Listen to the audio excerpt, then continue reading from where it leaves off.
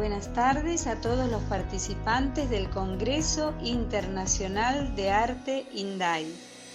Muchas gracias a la Asociación Argentina de Instituciones Educativas Privadas de Danza y Arte. Gracias a la profesora Graciela Echagüe, directora general del Conservatorio Isadora Duncan, por esta invitación que me honra. Mi nombre es Liliana Sandoval, soy escritora y resido en la provincia de Buenos Aires, Argentina. Mi página en Facebook es Liliana Sandoval Chivalochi. Hablaré del arte y su función reparadora. Nos preguntamos qué influencia ejerce el arte en tiempos de pandemia. Y esto equivale a interrogarnos acerca de la influencia del arte en cualquier contexto y en cualquier etapa histórica. Una de ellas es la de reparar las heridas, pegar las partes del alma que se encuentran maceradas, ya sea por falta de autoestima, por desgracias sufridas, por abusos, falta de esperanza o un sinnúmero de otras causas. Es sumamente auspicioso indagar acerca de lo artístico en nuestras vidas. Esta búsqueda no puede menos que conducirnos a valorar las expresiones artísticas en la medida en que éstas nos ayudan nada menos que a vivir. Y lo comprobamos justamente en las situaciones límites como la que estamos atravesando desde hace ya varios meses. En efecto, es importante centrar el eje de atención en las actividades humanas que tienen un fin en sí mismo y que, por lo tanto, desbordan la perspectiva coyuntural. Actividades que no se agotan en la etapa de producción, sino que continúan su derrotero y se completan cuando otras personas se impregnan de esa manifestación artística sintiéndola como propia. Eso es el arte. Es cultura que se brinda estética y generosamente a las personas, quienes, luego de vivenciarla, experimentan una transformación y ya no son las mismas de antes, y el artista tampoco. La actividad estética trasciende la búsqueda de éxito o reconocimiento. Está mucho más allá. Se asemeja a la filosofía en el sentido de que quiere ahondar en el principio de todas las cosas y en su fin último, y lo hace desde la intuición y el sentimiento. Todo lo que el ser humano crea dice algo. Es una idea que surge de lo creado y con lo creado. Podemos leer en una novela, por ejemplo, las peripecias de una mujer que es humillada, descalificada y que posteriormente, por su propio esfuerzo, contra viento y marea, logra superarse y ocupar el lugar que merece en la sociedad, convirtiéndose en una heroína. La identificación con ella permite la sanación y el alivio, estimulando la emulación. El arte tiene un origen misterioso y un destino impredecible. En la medida en que la Odisea vuelve a ser leída, Ulises sigue regresando a Ítaca a través de los siglos, y su perro Argos, en una muestra conmovedora de fidelidad y cariño, sigue aguardándolo para permitirse morir después de verlo. El ser humano siempre está enfrentando situaciones que lo pueden llevar a la angustia, al vacío interior e inclusive a la desesperación. Es nuestra condición natural. Estamos sobre la tierra y debemos hallarle un sentido a la existencia, lidiar con nuestras contradicciones, liberar represiones. En la actualidad nos vemos inmersos en un escenario que jamás habíamos pisado antes. Sí supimos por los libros de historia de muchas pestes, epidemias y pandemias que diezmaron poblaciones, pero es muy distinto imaginar una situación remota que vivirla y sentir la imperiosa necesidad de proteger a los seres amados. En estas circunstancias, el arte y la cultura, expresiones que nacen con el ser humano, salen en nuestra ayuda porque la cultura en general y el arte en particular construyen puentes para comunicarnos con otras personas. Y así, conociendo al otro en su interioridad, me ratifico en lo que soy, me reconozco como distinto de él y asumo mis diferencias. El arte me ayuda a saber quién soy, y sabiendo quién soy, puedo llegar más fluidamente al otro para conectarme con él y comprenderlo. Hoy más que nunca nos damos cuenta de lo frágiles que somos, pero en el grupo, en lo social, nos volvemos fuertes. Los adultos mayores tal vez se ven más acorralados que antes, porque dependen aún más de la ternura de quienes los rodean.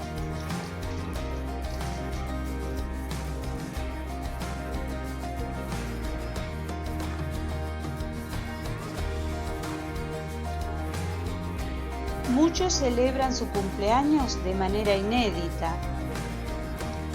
Otros parten de este mundo agregando a la tristeza de sus deudos el dolor de no poder acompañarlos en el último adiós. Hoy, con mucha inquietud nos damos cuenta de que literalmente la muerte nos acecha al cruzar el umbral de la puerta. Ante este fuerte sacudón nos preguntamos: ¿qué hago con mi existencia en este presente? ¿Qué hago con mis manos, con mi voz, con mi cuerpo en definitiva? En esa encerrona o encrucijada salen las expresiones culturales y artísticas a salvarnos, para que no perdamos el eje, para que la brújula no se desmagnetice. Por ejemplo, escuchamos los pensamientos de un filósofo, o en la radio Amauta de Ica, Perú, César Astorga nos deleita con la lectura de pasajes del Quijote siempre vigente. Vemos en Instagram, Facebook o en otras plataformas digitales hermosas pinturas y dibujos como los de Alejandra de Falco. Entramos en otros universos. Observamos tejidos, bordados, vitrales, mosaicismo que solo manos creativas pueden lograr. Contemplamos a bailarines que hacen hablar al cuerpo mientras se despliegan en un espacio trastocado por ellos en otra dimensión, en un entorno cautivador. Analizamos recetas de cocina que desafían nuestra habilidad para llegar al sabor de esos platos culinarios.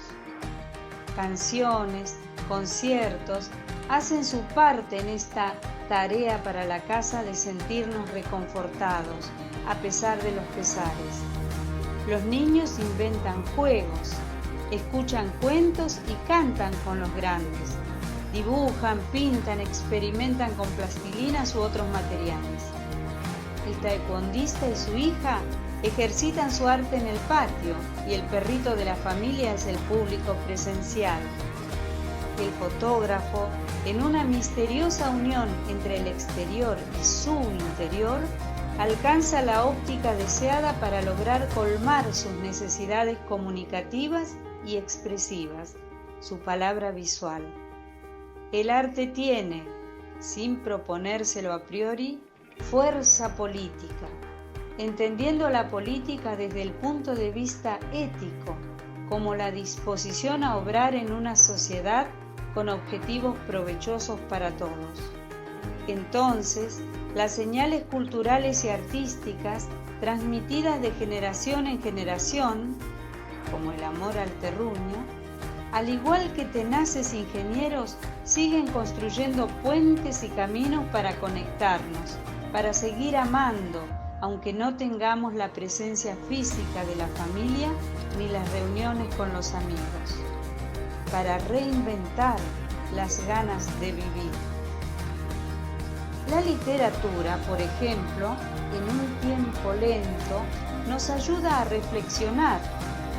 Si leemos Los Mayas de Edsa de Queiroz, vemos el paso efímero por el mundo, en el que todo cambia inevitablemente. En este hecho verificamos lo importante que es respirar jardines o jugar con los pequeños.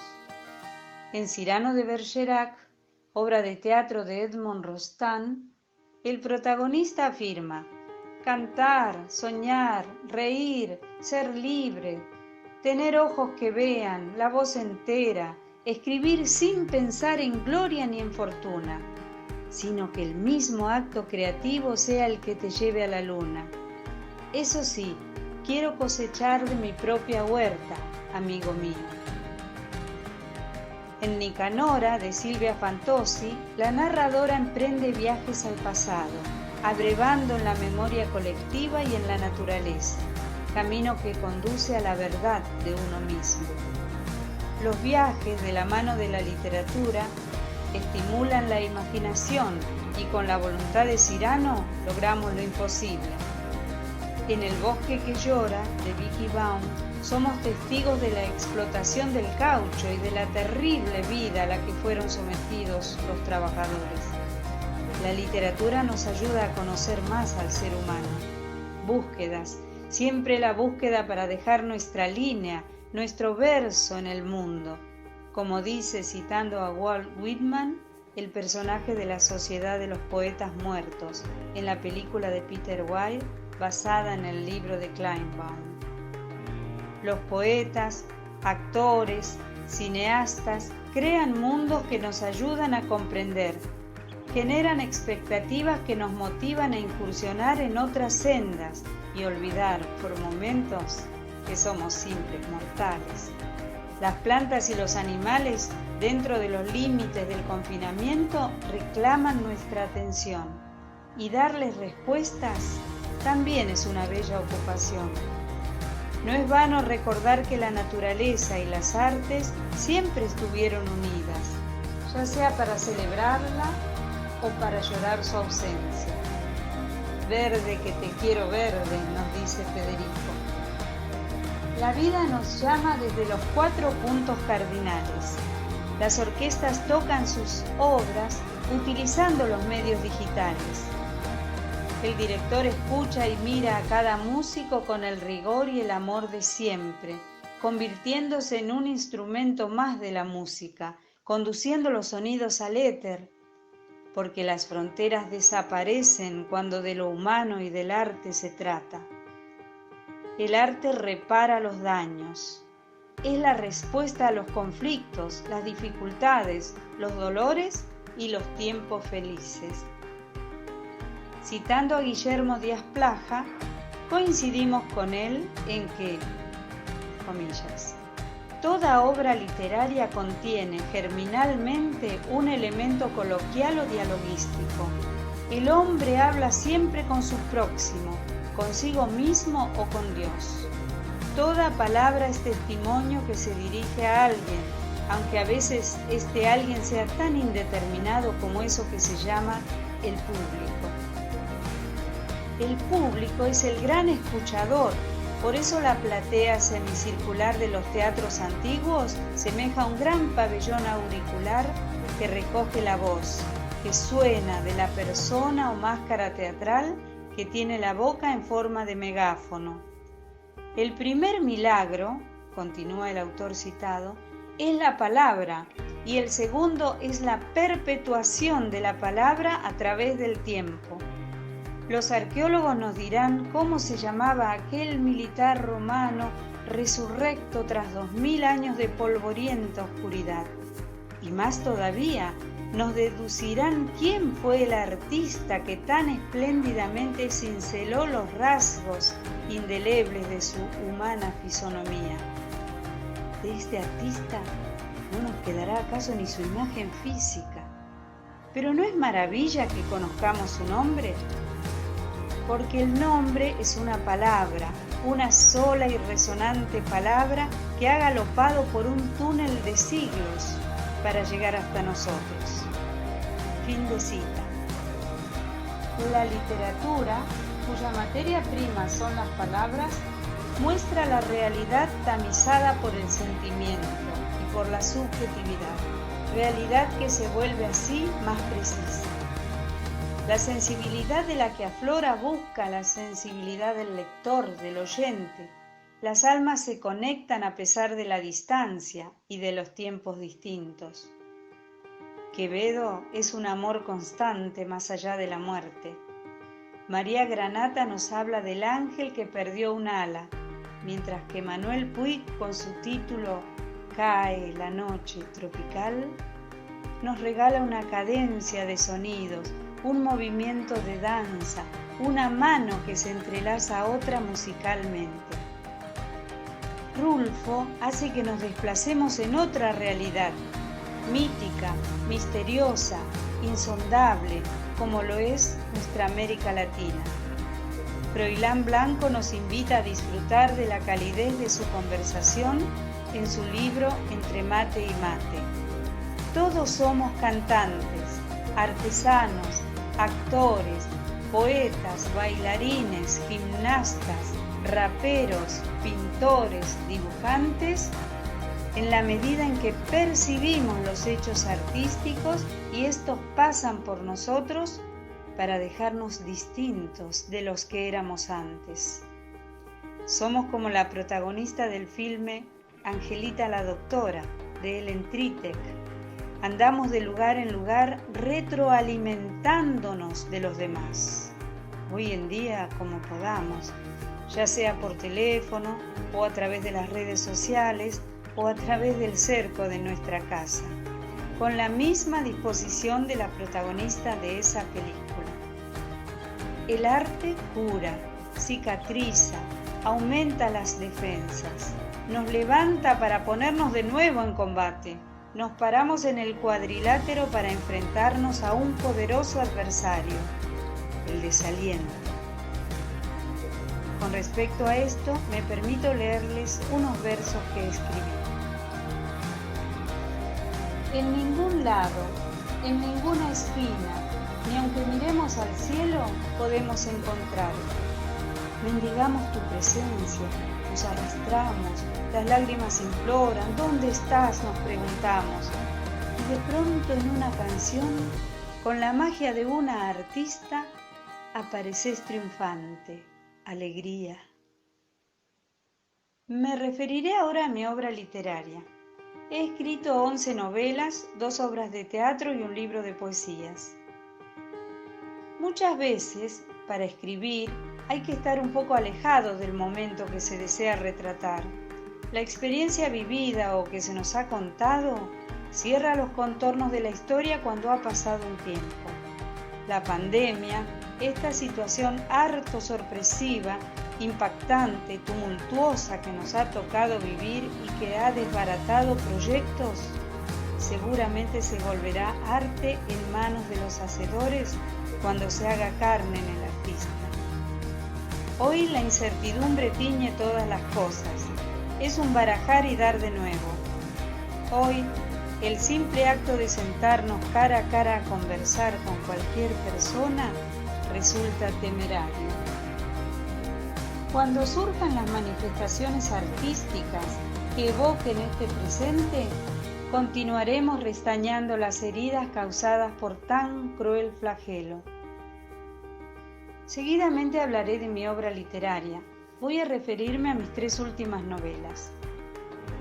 Autopista 893 fue editada en 2016 por Amerindia Ediciones Correntinas. Tiene un prólogo de Héctor Manuel López. La imagen de tapa es de Matilde Maidana Sandoval, mientras que la tipografía es obra de Marcela Vergés. Es una novela de ciencia ficción situada en el futuro. El mundo está dominado por 4 países ricos. Los demás son servidores.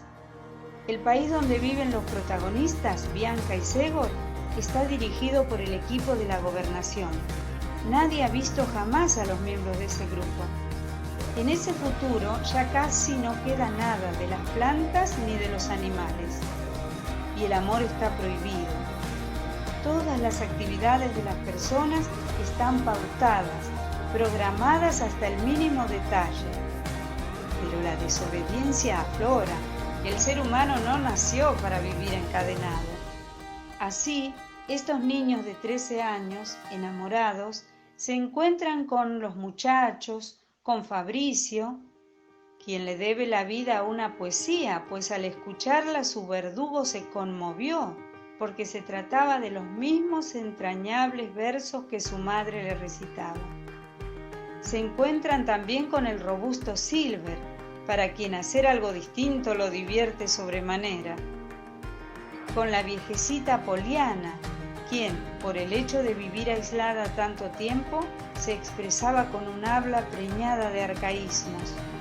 Cada vez son más los personajes cercados, pero el ser humano siempre encuentra un intersticio por donde salir y liberarse sabiendo que, si no lo consigue, morirá gustoso en el intento. Fragmentos de Autopista 893.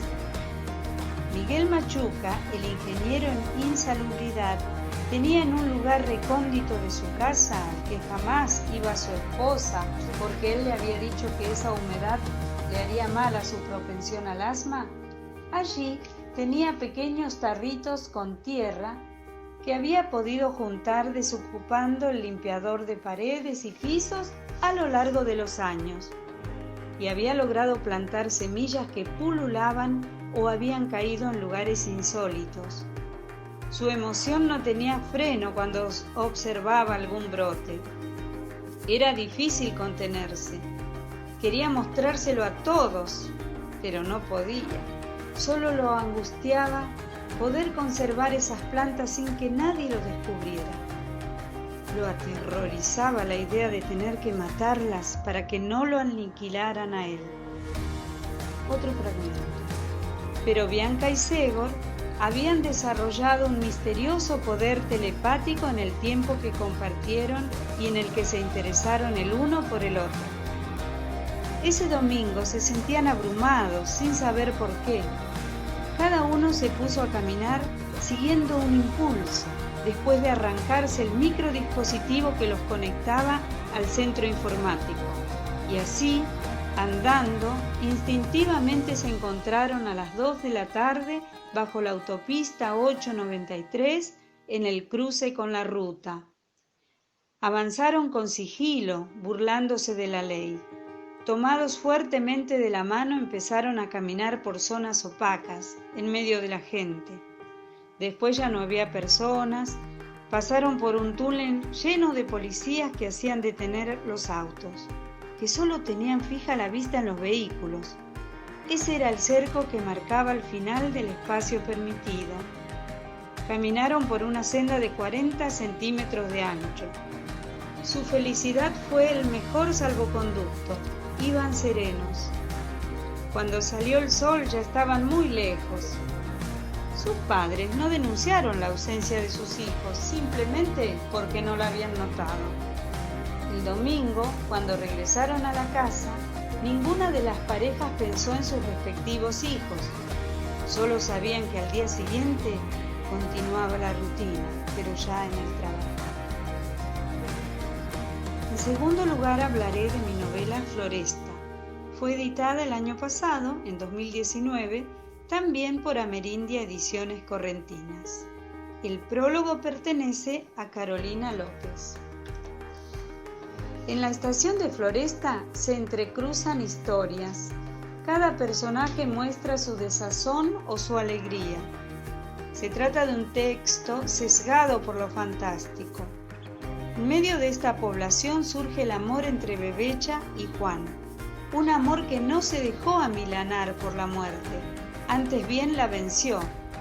En los paisajes amplios hay pérdidas, traiciones y reencuentros. Una polvareda mítica. Un viejo que, habiendo perdido a su familia en la juventud, milagrosamente se ve rodeado de nietos. Los niños Delfina, Panchita y Alejandro son los que facilitan la comunicación entre mundos que están en dimensiones diferentes.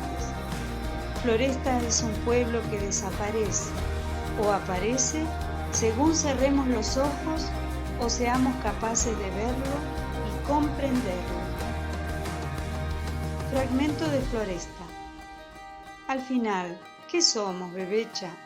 Dos aves pequeñas expuestas a la tempestad, pero en medio de ella nos seguimos diciendo: yo me ocupo de tu felicidad, tú te ocupas de la mía. Ambos nos rescatamos del olvido, de la vida sin amor, de los días vacíos. Nos dimos esperanza en el mañana, optimismo, seguridad. Y cuando llegaba a ese punto algo me preocupaba. Un día me dijiste, sin vos me volvería loca. No, bebecha, no. Yo seguiré a tu lado siempre, desde el otro mundo, como un ángel guardián, como un ángel guerrero que te dará fortaleza para seguir. No sé cuánto tiempo de un reloj duraron mis pensamientos. Es que el tiempo del mundo interior y el de los sentimientos es otro muy distinto. Hay una energía que nos envuelve a todos los seres. De pronto nos vemos impedidos de estar en un lugar que amamos, pero nuestra energía permanece allí en ese lugar amado. El tiempo y el espacio son muy misteriosos, casi como tus pupilas oscuras. A mí me parecía verte caminar delante de una jauría loca, pero yo te protegía, amor. Sabía que me encontraba a tantos kilómetros de vos, pero contrariamente te sentía al lado mío, esquivando la mano en que tenía el cigarrillo para no quemarte. Por último, el libro Rumorosa Pandilla es de reciente aparición. Está publicado por la cooperativa El Zócalo, gráfica y editorial, de la ciudad de Buenos Aires. Tiene un prólogo de Sandra Margarita Barreto y el diseño de tapa es obra de Alejandra de Falco. En esta novela, las impresiones de una niña nos presentan historias y personajes con los que podemos encontrarnos en cualquier momento. Los códigos y el ansia de jugar impregnan las escenas. Los chicos corren en la escuela, en espacios amplios, en el mágico mundo del patio, acompañados o solos, vulnerables y fuertes a la vez, porque la maravilla de la vida los vuelve valientes, poderosos. Fragmento de Rumorosa Pandilla. Lo que Mónica no puede entender es cómo aún Jorge no la encontró. Está en un lugar oscuro, aguardando que la rescaten. Sabe que él vendrá, no le puede fallar. Espera, respira dificultosamente. La escondida tuvo que haber terminado hace rato. Desde allí tiene la imagen de sus amigos jugando en la cancha. Estela Inchaustegui, Pablito, Joselo, Horacio, Alicita, Jorge, Andrés, Nancy, Nicolás. El sol los persigue. El gol arrastra abrazos, transpiración y risas nerviosas bajo los eucaliptos. Se acordaba de esa mujer temible que siempre andaba por la calle. Hija sola la llamaban, y de esa forma también la mujer se denominaba a sí misma. Olvido y los demás estaban habituados a la runfla de chicos que andaba por todas partes y sobresaltando a la gente. Un torbellino junta a los chicos y la sombra los separa. Corren presurosos porque algo los llama. No saben su destino, solo siguen el impulso. Los invita a la risa y la mano los sujeta. Corren porque no pueden detenerse. Comparten sentimientos sin explicaciones. Los junta el viento para luego dispersarlos. El más grande le ata los cordones al más chico, rezongando por la pérdida de tiempo. Patinan en el barro, se caen, se levantan y siguen jugando. Cachorros sueltos, regresan a la casa impregnados de flores silvestres. Vuelven a tomar la merienda calentita con sus padres, esos personajes que inauguran las mañanas. Para concluir, podemos aseverar que entre las funciones del arte está la de dar sentido a la existencia, ya que constituye un marco en el que nos ubicamos, una mano que nos levanta cuando nos desfondamos. La necesidad de expresarnos es innata. Por ejemplo, los docentes sabemos que ni bien termina la clase y salimos del aula, los alumnos se levantan instantáneamente para escribir o dibujar en el pizarrón. es decir, para dejar lo suyo. Ayer, mientras yo esperaba que abriera un negocio, llega el hombre, un señor muy serio. Llega el dueño, levanta la cortina, empieza a acondicionar todo y prende el equipo musical. Cuando suena la música, instantáneamente comienza a hacer movimientos locos con la cabeza y el resto del cuerpo, tarareando la canción jubiloso. Los dos clientes que estábamos allí nos sorprendimos divertidos. Es eso es el arte. Eso es el arte en nuestra vida cotidiana. Ese es su efecto. Nos enciende una luz y la disfrutamos. De eso se trata. El ser humano es un niño que se asombra y que no puede estar aislado. Nació para comprender, para ser comprendido y para comprenderse a sí mismo. Lo alientan muchas búsquedas, pero en situaciones límites como esta, toma plena conciencia de que lo que no le puede faltar es el afecto. Un afecto que se vierta dichoso en el arte, de la misma manera en que los pájaros volando se funden con el cielo infinito. Finalmente deseo agregar que celebro este congreso, vuelvo a agradecer a la profesora Graciela Echagüe, agradezco a los organizadores y a los participantes porque la realización de este tipo de eventos es una prueba más de que no estamos solos. Muchas gracias.